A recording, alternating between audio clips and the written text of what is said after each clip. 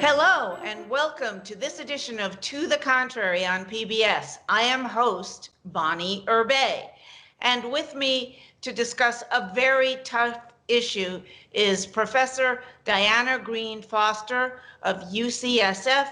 She was the principal investigator of a study, a long-term study of 1,000 women who were either granted abortions or denied abortions, and she studied the different economic impacts and the personal health and well-being impacts of being denied or being able to secure a woman's right to choose.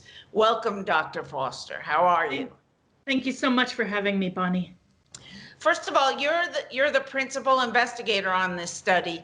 What are your credentials to do that, if you could please tell the audience? And secondly, why? So I'm a professor in the Obstetrics, Gynecology, and Reproductive Sciences department at UCSF. I'm a demographer by training, which means that I'm an expert in statistics having to do with birth and death and migration, which really means that you can study anything interesting to human life with that knowledge of statistics. So I have a PhD from Princeton, and I've been doing many studies over the past several decades on women's attitudes towards contraception and access to abortion. And one day in my department, the medical director of the abortion facility said to me, "I wonder what happens to the people we turn away." And it was news to me that abortion facilities regularly turn people away. But where she was voicing her concern for her patients or people that she couldn't help, I immediately saw that that's the population we need to follow if we want to understand the impact of abortion on women's lives. So there have been studies of women having abortions, but women having abortions compared to women having wanted pregnancies isn't an accurate comparison. And so if you want to say, well, a woman who's pregnant and doesn't want to be, what are her options?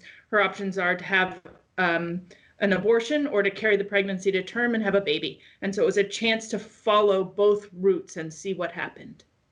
All right, but it also relates back to something said in a Supreme Court decision by a former justice, Anthony Kennedy.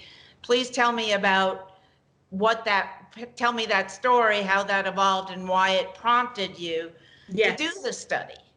Yeah, so the idea that abortion hurts women has resonated through our culture and as a slogan for anti-abortion activists. And that message has made it to state legislators who pass restrictions that try and protect women from making that decision. And it made it all the way up to the Supreme Court. As you said, Justice Kennedy used it, the idea that women would come to regret having an abortion and that depression and loss of self-esteem would follow. And he prefaced this sentence with the idea that there were no reliable data. And that was 2007 Supreme Court case. And it was really time for some reliable data. And it happened that year is when we were piloting the Turnaway Study, testing whether women would agree to participate and whether we could follow them over time.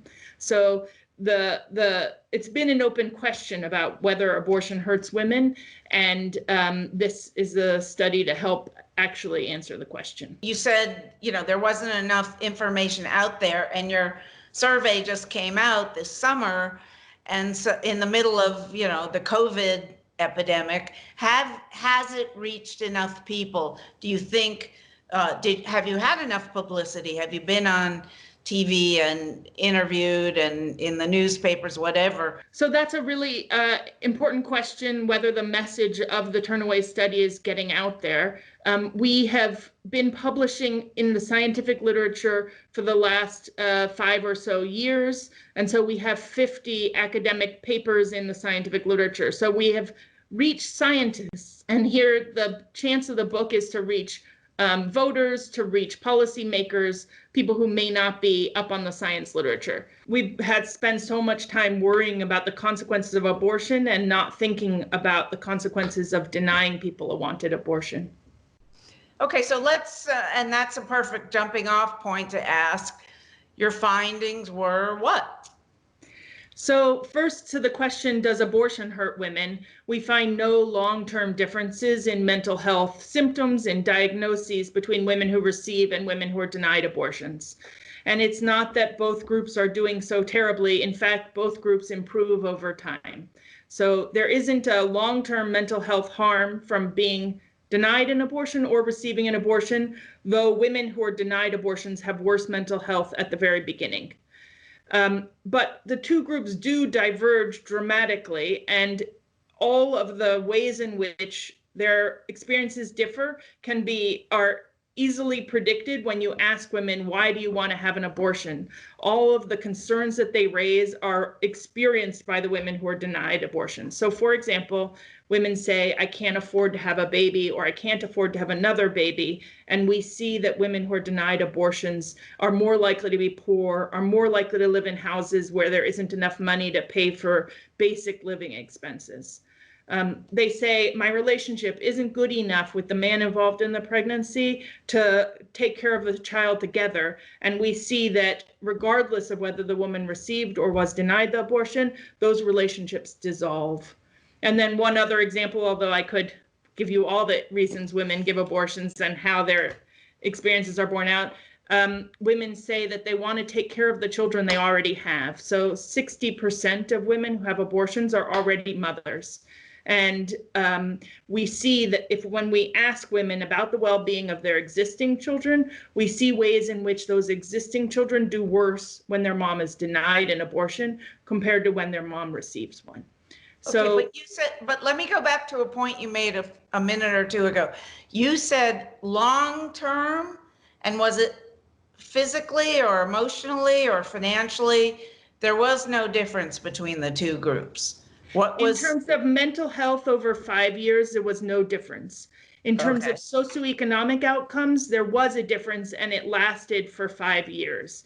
In terms of physical health outcomes, we found that consistent with the medical literature, carrying a pregnancy all the way to term and delivering a child is associated with greater physical health risks. And we actually see worse physical health over time for women who are denied abortions than women who are able to get their abortion. How much worse?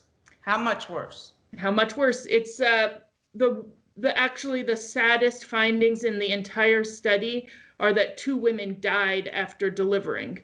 They died of pregnancy-related causes, and so it's as bad as it can possibly be, obviously, for those 2 women. Most women obviously didn't die of giving birth, but giving birth is associated with a lot of physical health risks. And we tend to discount those risks because women willingly choose to become pregnant and give birth when they want a baby. But all of those risks, asking women to subject themselves to all of those risks when they aren't wanting a baby is not to be taken lightly. And it's part of the reason why I don't think that adoption is an easy solution to the problem of unwanted pregnancies. But the other problem with adoption, because I want to talk about all those aspects, but first, 2 women died. May I ask, were they both of color? Because when you said that, a bulb went off.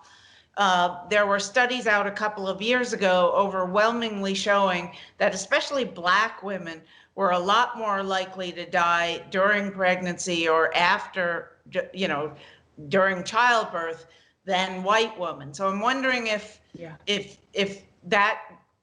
your findings further that point, and if so, do we have more of a economic issue here than anything else? They were not women of color, the 2 women who died.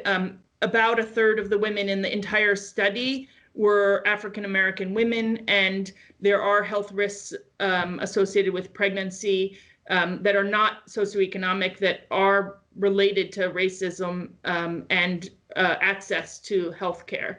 That the 2 groups of women, those who receive an abortion and those who were denied, were similar. Similar profile by race, ethnicity, and so that differences by race, ethnicity, and socioeconomics don't explain the physical health differences over time.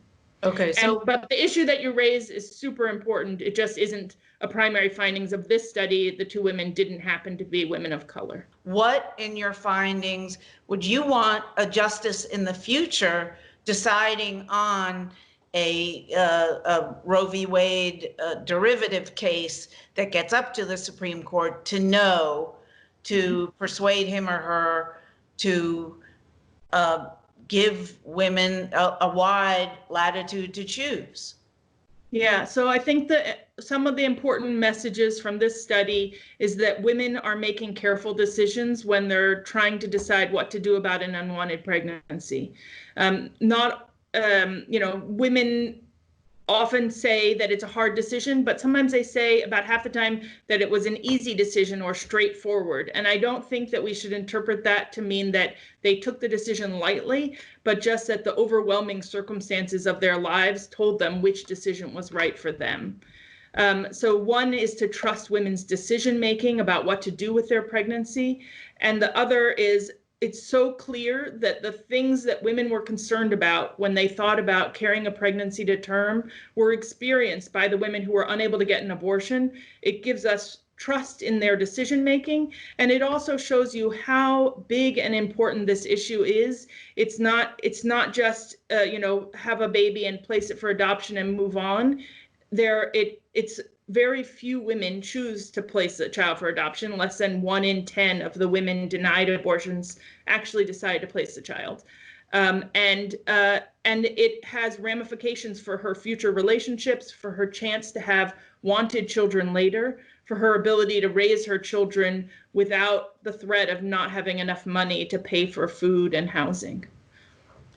What does it say about your findings that here in 2020, almost 50 years after Roe was handed down in the early 70s, that there's still a question of whether we should trust women? We still question whether women know what they're doing. Where does that come from?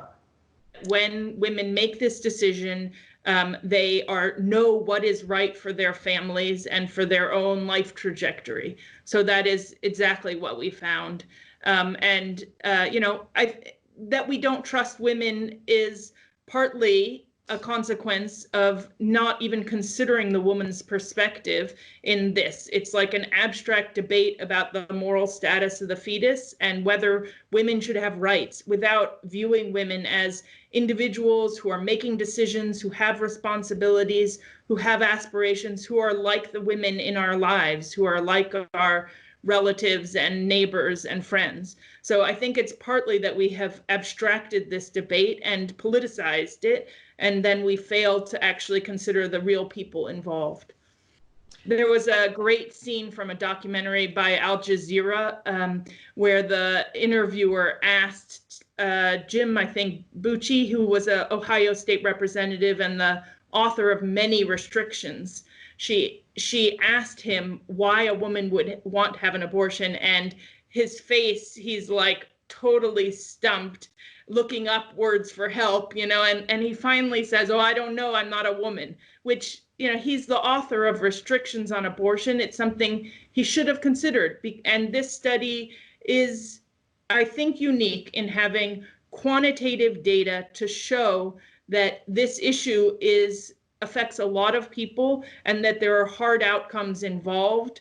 It's not an abstract debate. It's an issue that affects real people. Do you think those findings will affect opponents of the right to choose? I think you can be morally opposed to abortion and still learn a lot from this study. It would tell you that it's not morally acceptable to ban abortion and ignore all the negative consequences that fall from that there need to be many stronger supports for poor women and children in this country before it is moral to ban people from having abortions. And that the idea that adoption is going to be easy is also not based in the evidence. When we followed women over time, the few women who'd placed the child for adoption were more likely to experience regret that they hadn't gotten the abortion than women who decided to parent. So it's not easy, and there is something to learn. It doesn't tell you whether abortion is right or wrong. It doesn't tell you when does life begin, but it tells you the consequences of receiving an abortion and of being denied. I do remember having followed this issue for many, many decades now. I do remember there was a time 20, 30 years ago when anti-abortion conservatives were putting out that if you had an abortion, you were more likely to come down with breast cancer. And that, of course, turned out, and the media coverage of their supposed finding in the first place was much greater than the media coverage of the fact that they were wrong. You look in your survey to the future medical impact of abortion. What were your findings there? Yeah, so the medical literature, the data on abortion complications is robust. It didn't need this one study, but I confirm what we see in the medical literature, which is that abortion is associated with very low complication rates. The serious complications all came from the potentially life-threatening complications, all were experienced by the women who carried the pregnancy to term. And, were much more likely to be experienced by women who carried the pregnancy to term. So you're saying abortion is safer than having a baby? Yeah, the medical literature shows that birth is associated with 14 times higher risk of death than abortion. And we don't have this wasn't the study to generate those statistics, but our findings are consistent with that. How relevant today medically is abortion? I ask that, and I mean surgical abortion, as opposed to pharmaceutical abortion, if you will. Obviously, when Roe v. Wade was handed down, there was no RU486 or Plan B.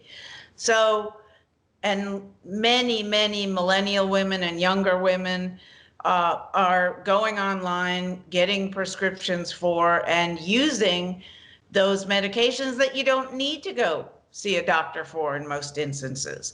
So abortion itself, surgical abortion, how necessary is it today?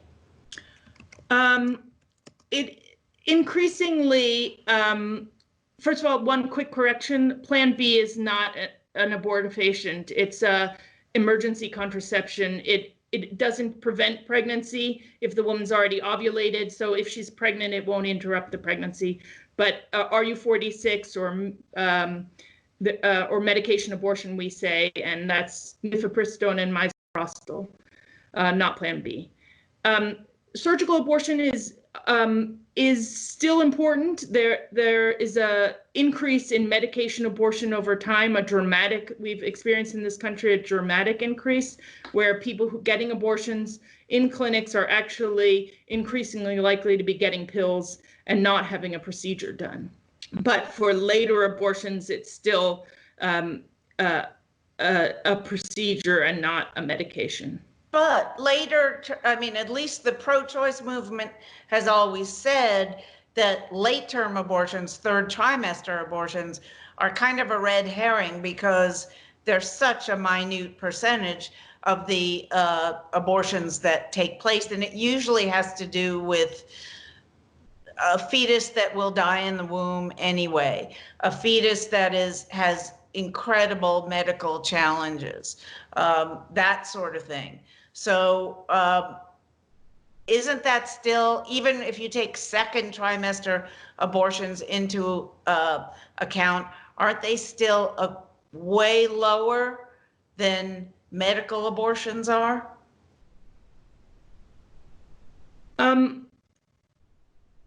There has been an increase in medication abortion over time. Medication abortionists tend to be used up until around 11 weeks, I think, but I'm not a physician or a nurse, so we can all go Google this later. But first trimester. Yeah, not even till the end of the first trimester. So if an early abortion, now medication abortion is an option.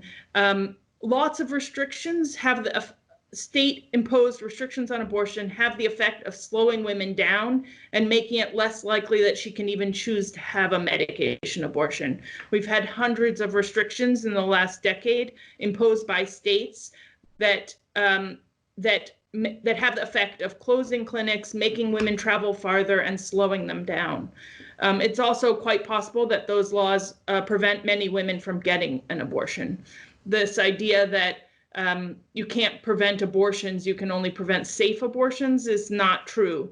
The Turnaway Study wouldn't exist if women were always able somehow to magically get the abortions they seek.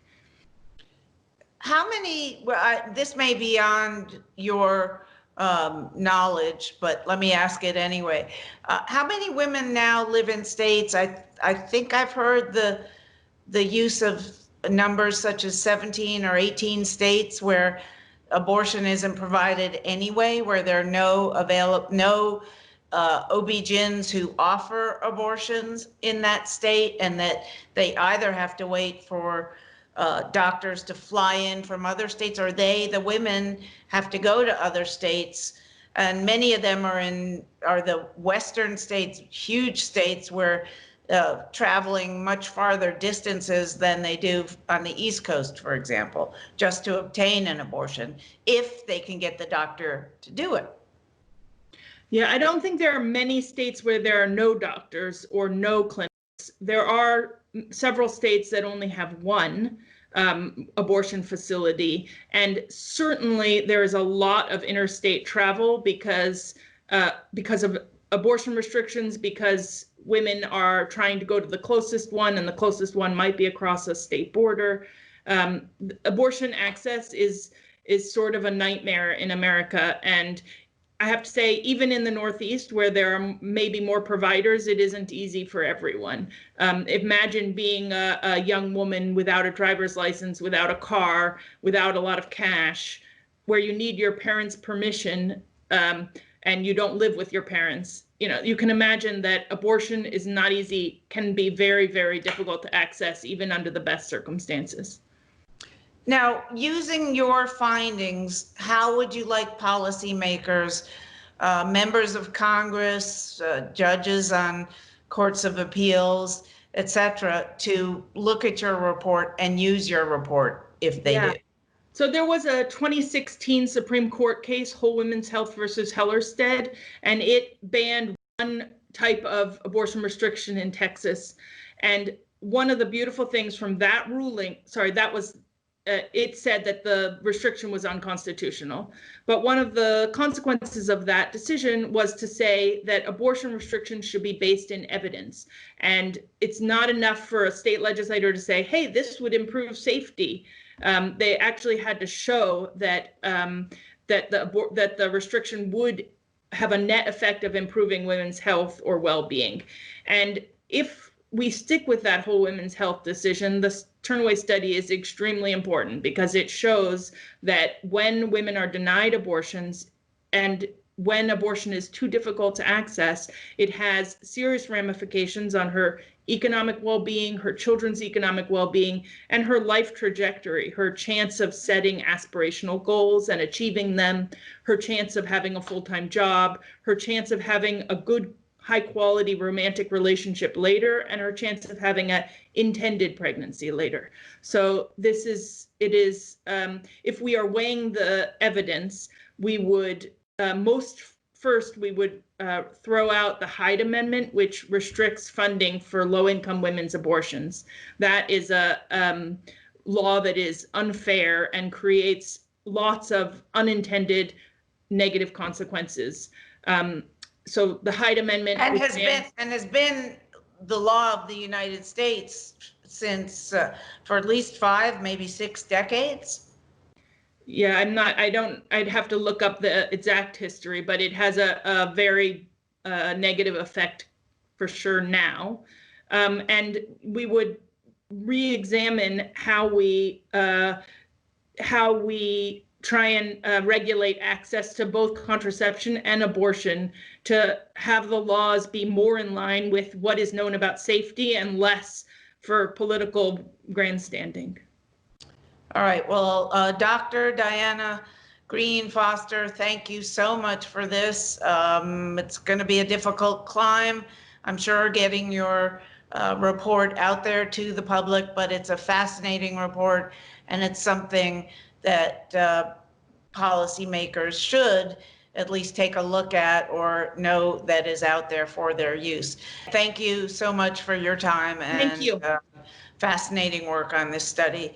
That's it for this edition of To the Contrary. I'm Bonnie Urbay. Please join us during the week. Follow us on social media at To the Contrary and www.pbs.org/To the Contrary. And whether you agree or think to the contrary, please join us next time.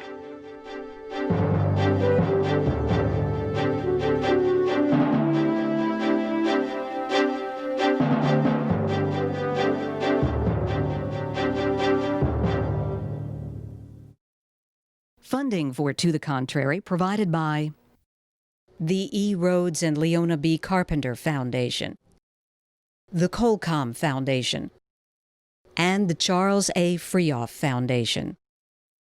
For a transcript or to see an online version of this episode of To the Contrary, please visit our PBS website at pbs.org/To the Contrary. Be more. PBS.